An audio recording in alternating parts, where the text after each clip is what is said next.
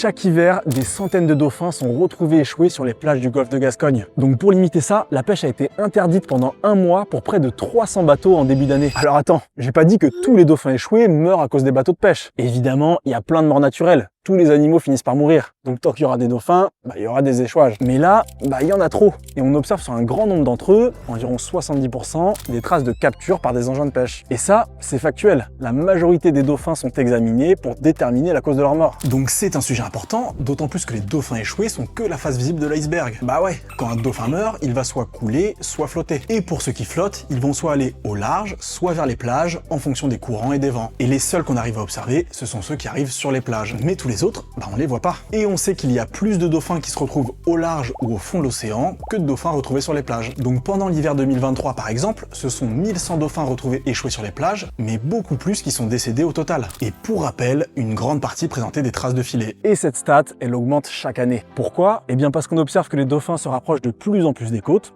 et donc des zones de pêche. Toutes les observations et analyses dont je viens de te parler, c'est l'Observatoire Pélagis qui les ont faites. C'est une unité de recherche du CNRS et de La Rochelle Université qui œuvre à la protection de la biodiversité marine. Ils agissent donc pour trouver un équilibre viable entre les activités de pêche et le respect de la biodiversité, et proposent des alternatives et solutions en fonction de leurs observations.